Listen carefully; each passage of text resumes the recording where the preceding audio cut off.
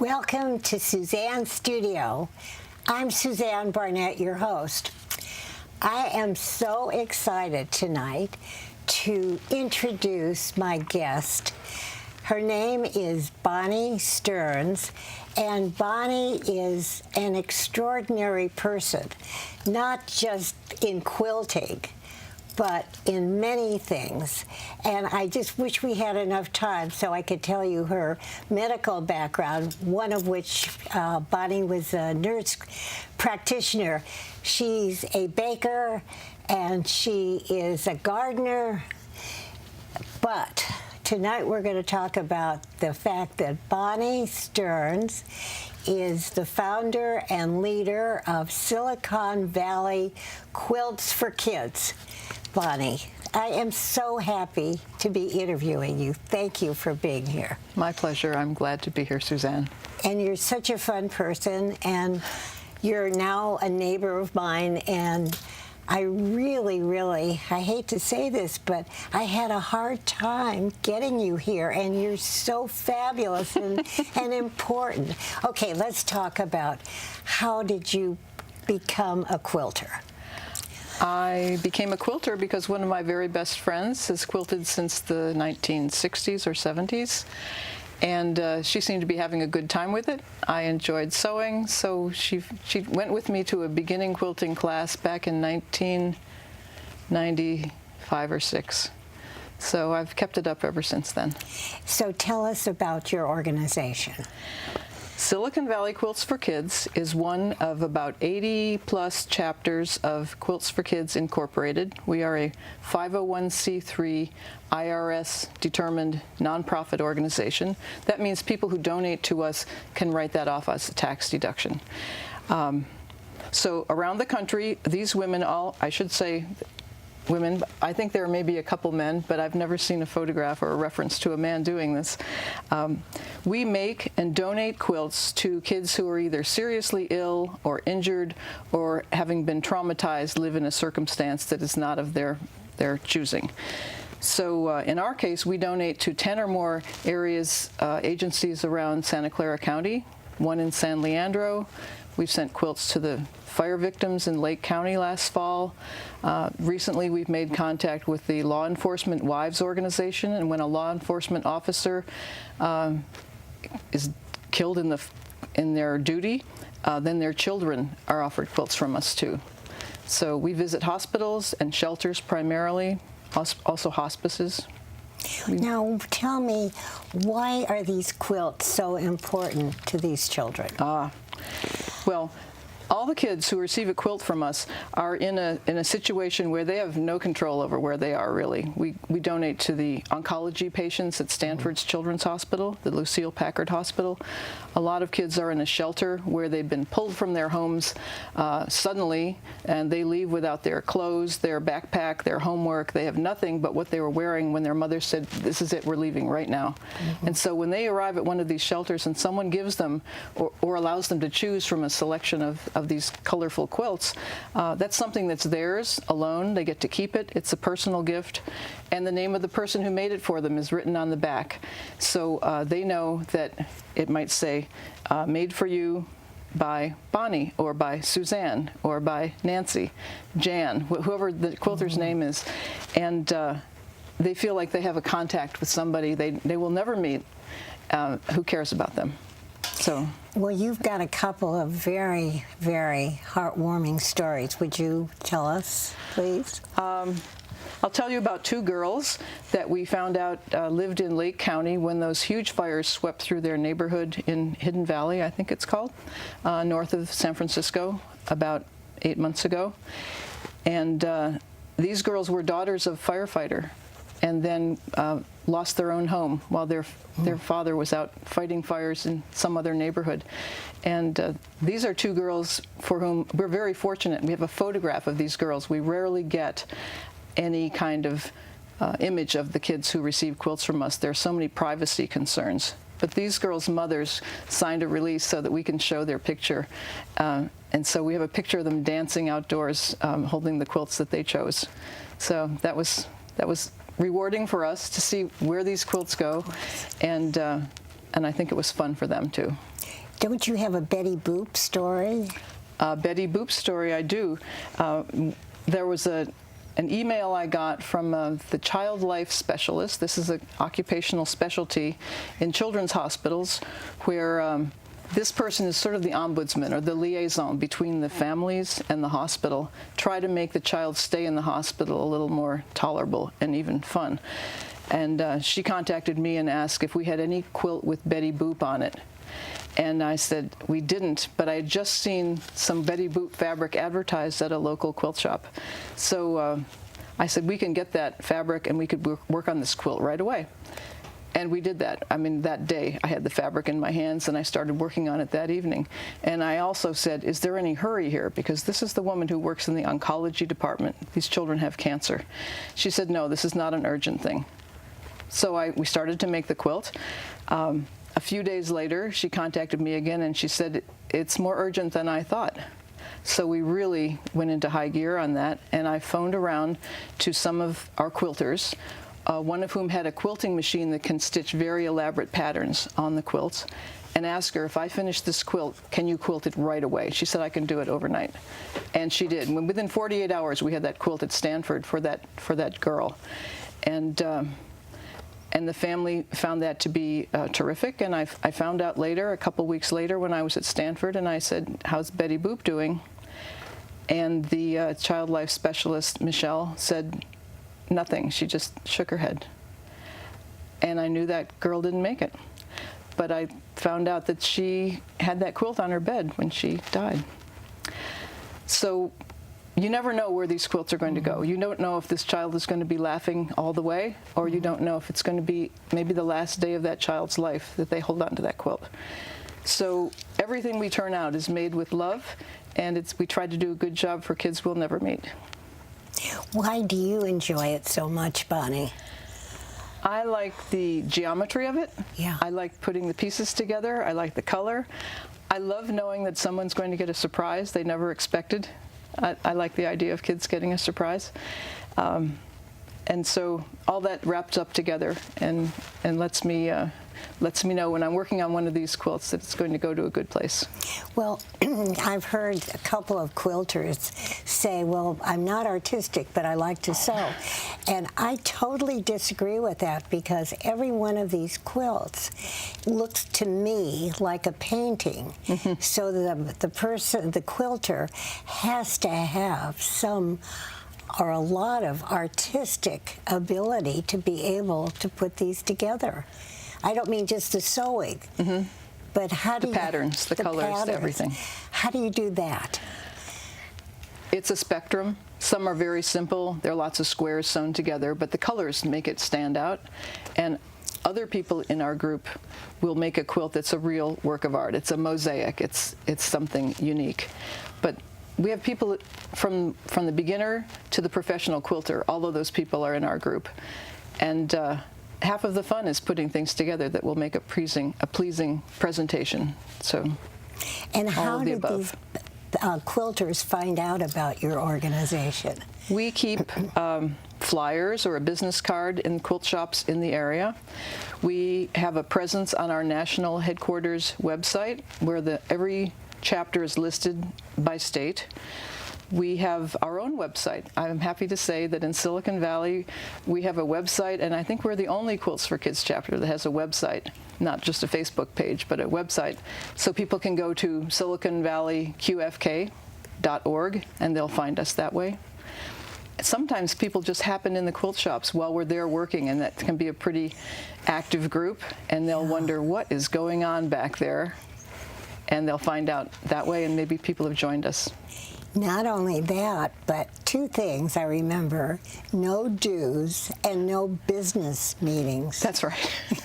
So it's very social too, isn't it? It's a social opportunity for quilters to get together. Yeah. I think it's therapeutic for some people just to have a place, a respite spot where they know they're going to be among friends, and they don't have to deal with their children or their spouse or their job or their bank. They can just sit down and direct their attention to doing something that they find pleasant. But we're going to talk about something else that's so important, and that's that you have run out of room. What are you going to do about that, Bonnie? I think what you're referring to is not in my home, but for the organization. Yeah. You're right. We started with 8 people in 2011, and we've grown to over 70 quilters. It's just exploded. And so far, we are so thankful for the 2 quilt shops, the Granary in Sunnyvale and Eddie's Quilting Bee, also in Sunnyvale. They have given us, each of them, 4 hours of time in their classroom where we hold our workshops. So twice a month we meet, rocking back and forth from one shop to the other. But those quilt shops aren't getting larger, but we are.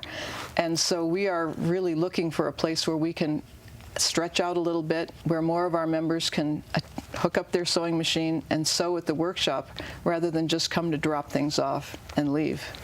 So yes, we are actively looking for another roomier place where we can meet. Do you have some parameter, some idea of what if someone's watching this show and they're going to call Yep. KMVT. Okay. So where would you like to, I mean, if you could envision wherever you would like to go, it would be a well-lit workspace with tables and chairs, access to some electrical outlets, and I know some people have been afraid that we'd put a drain on how much power we would draw, but in fact, we don't use any more power than a laptop computer. So if a group of people gather in a meeting space and they're all plugged in, they're actually using more power than we would for the same number of people and equipment.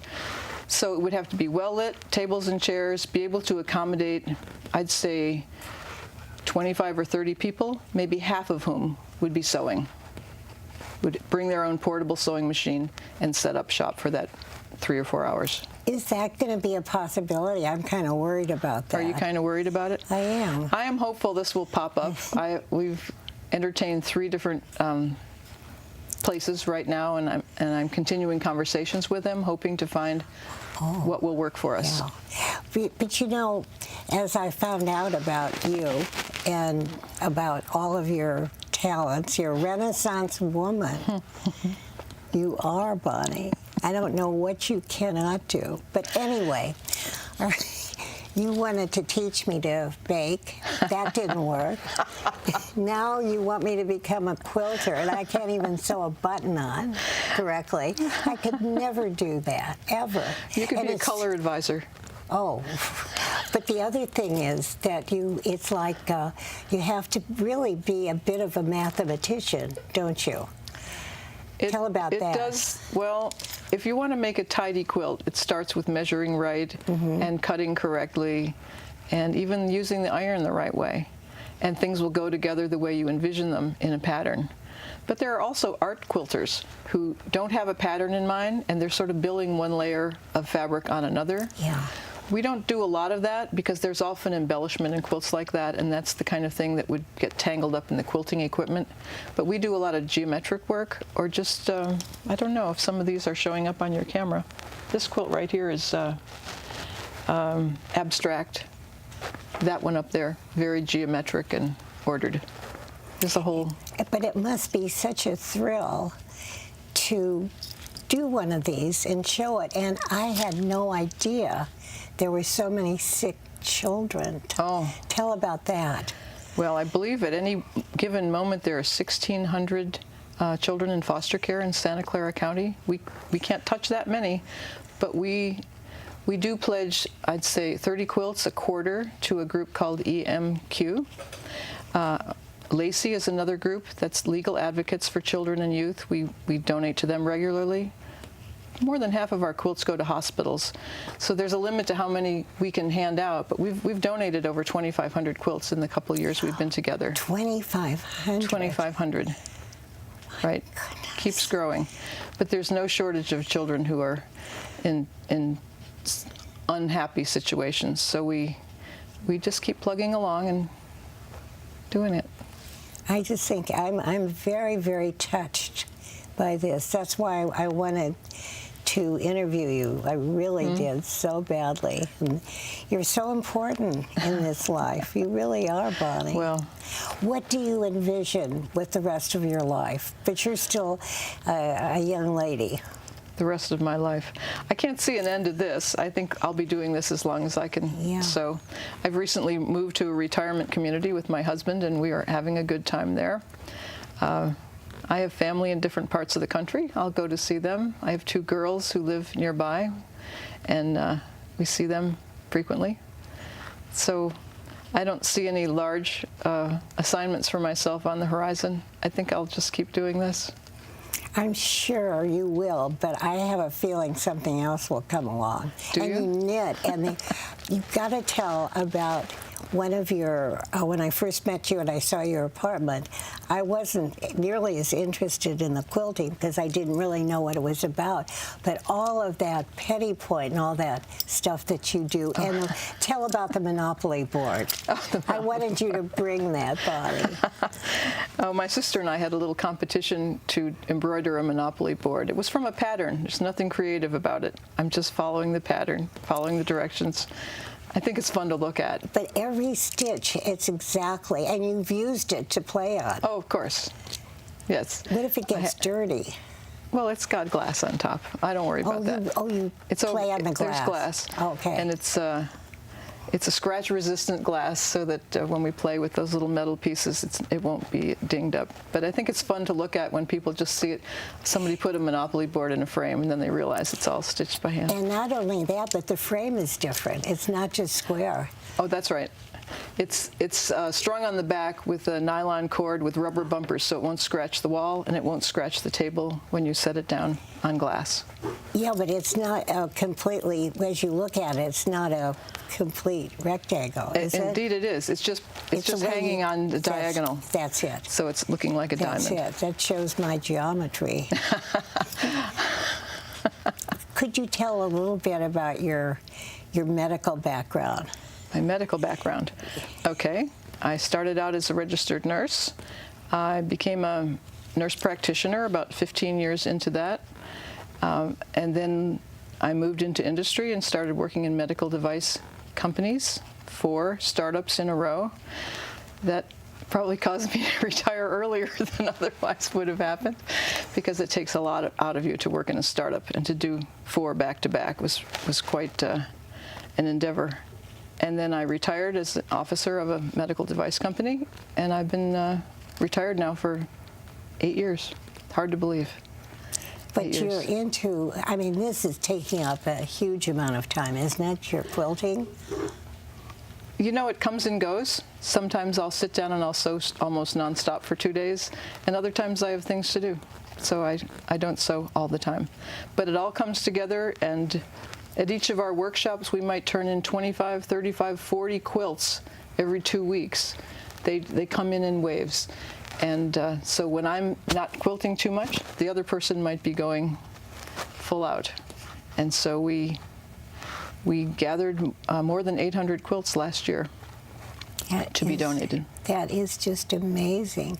Yeah. And all these other quilters must feel very much the same way that you do. I mean, you have to be so dedicated, but I mean, the outcome is wonderful, but then you're dealing with these terribly sick children. That's true. I'm glad we have a social aspect to it, too, because it's a chance for everybody to get together, find out what's going on. It's a little bit of a support group. We have a lot of cancer survivors in our group, and there's really no element of a quilter's life that we don't touch on when we sit down together and sew a couple times a month. Would you give your email again? For the group? Yeah. It's Silicon Valley QFK quiltsforkids.org. That's the email address. Or the website is siliconvalleyqfk.org. People can find us either way. But what if a whole bunch of people see this show? Of course, we've got so many viewers, of course, millions, I'm sure. Mm-hmm. We wish.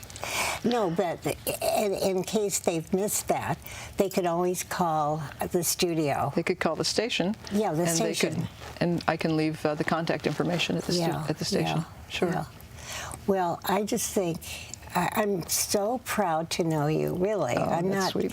Being effusive, but I'm from my heart. And when I get to know people like you, and then to be able to show the world, because we're going to be on YouTube, along with millions of other people.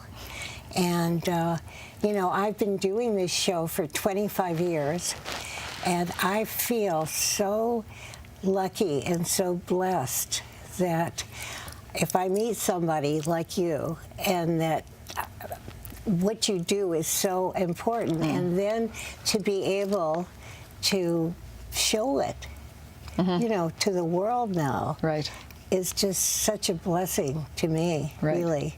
Well, so I bet you can't wait to come on again. I'm ready. I'll have to get some new quilts to display. I know, and our crew was able to put this together in a matter of minutes. We have such a talented crew. Yeah. Well, I'm thankful for that. Yeah. That's great. I just absolutely love being here and being an interviewer. That's great. Not an interviewee. And I have to say, your costume looks terrific in comparison to all the color around you. Oh, thank you. It's great. I'm a backdrop in your... Well, that's not...